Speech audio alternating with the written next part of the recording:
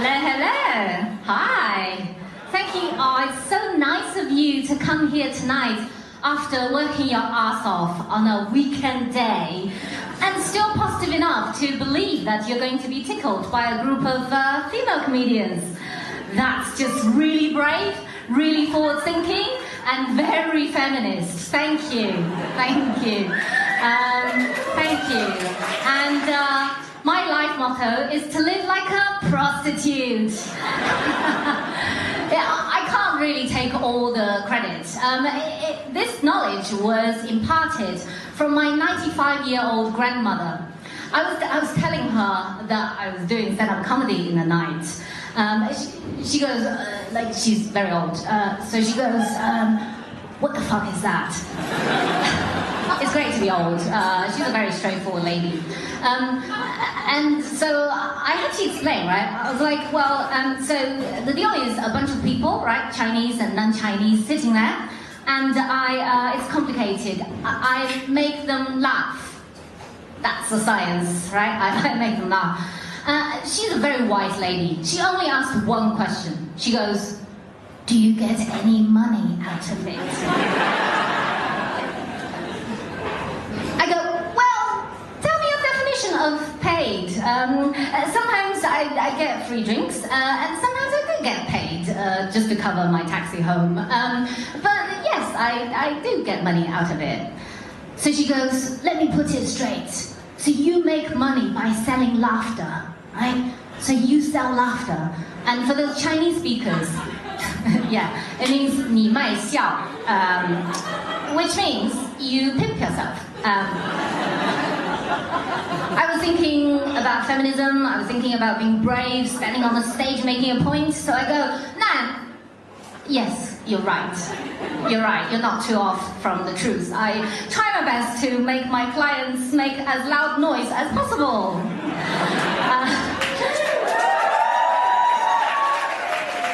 I'm a very successful prostitute. So before I go any further, here's some little advertisement. Chinese cocks are bigger than you think. There you go, that's my advertisement.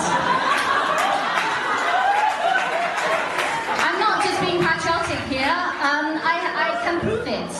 Linguistically, in both the languages of English and Chinese, the word cock and the word ji, right, both mean the feathered animal that many of us like eating, and the featherless animal that many of us like eating. So on the feathered animal side, it's absolutely the same. The difference is that in the language of English, when you say cock and when you want to mean penis, it carries that sort of connotation that it's something big, right? Wild, uncontrollable, right? A cock, right? I'm going to put my cock in. Have you seen that? It's really popular on YouPorn. I'm going to put my cock in my hand, says the serial wanker. So it's a big thing, a kaboom, right? A cock. But in the language of Chinese, when you say the word "ji," it means a small boy's willy. So really, it's a mind game, right? If you think about it, a cock, which in the Western understanding is big, is only a little boy's willy in the Chinese language.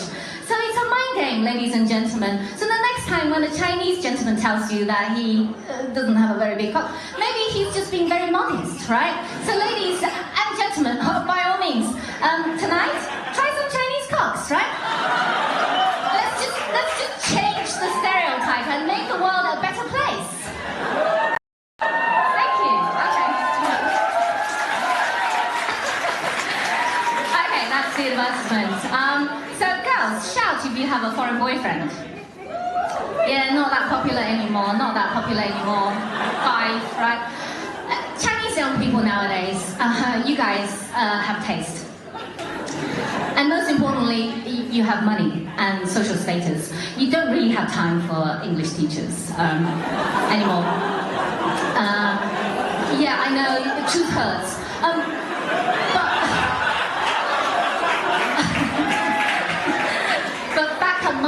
time, when I first turned sexually mature, oh, that was a good time. It was very popular 10, 15 years ago, very, very popular.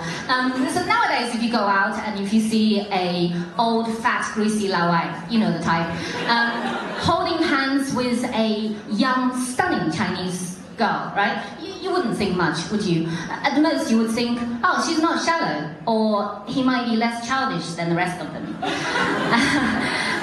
back at my time, if I went out with a foreigner, walking side by side without even holding hands, people would automatically assume that I had a full-time job.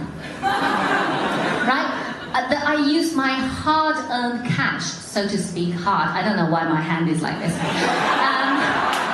to support myself and my family in the village. Now, I think that was real respect, right? I didn't use the word prostitute, did I? No, because back then, prostitutes couldn't speak as good English.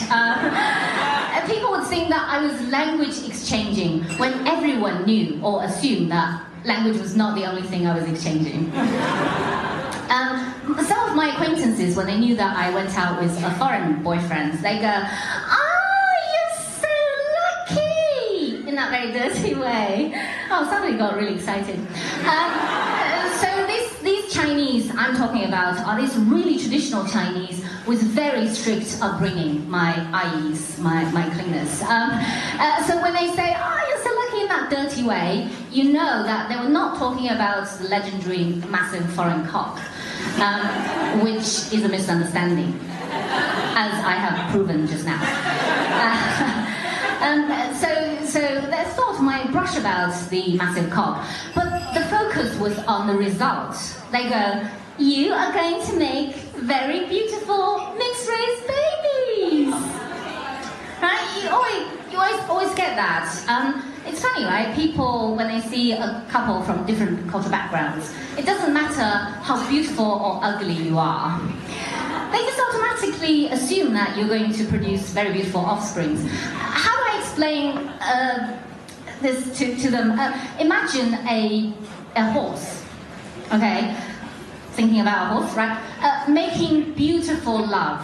Absolutely beautiful love. A lot of I love yous and eye contact, right? To a donkey.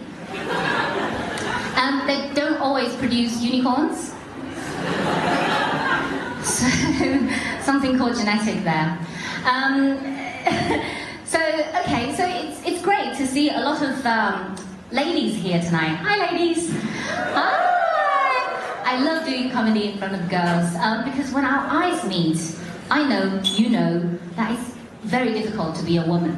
Right, ladies? It's really difficult, yes. And it's getting harder and harder to make men hard. It is. At work, you know, you are asked to rise up to leadership positions. At home, you have to show respect to husbands who make less money than you. And even in the bedroom, you have to be proactive now. So basically, women in modern world have to be on top of everything. Get that on top. Not my favorite position. Very tiring. And they have the cheek to ask for foreplay and cuddles. I'm sorry, I'm tired. Right, but if you think about in the ancient time, it was much easier, right? Ancient women, they just need to show the tip of their foot, and the gentleman catches the glimpse of her foot, and can you imagine her whole body, and there's no way back. That easy. So in the ancient time, you don't need to have very expensive makeup, you don't need to have massive tits or pert ass. In fact, probably you don't even need to have arms. All you need is a foot, ideally attached to your leg, and then you're ready to go.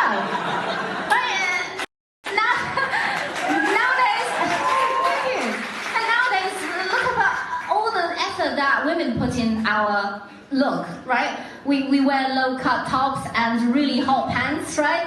So that's the effort. And think about all the gentlemen do. They just roll up their t-shirt with their 7-month-old bellies, walking around thinking, yeah, I'm sexy. So their philosophy is, as far as I am happy, fuck you. So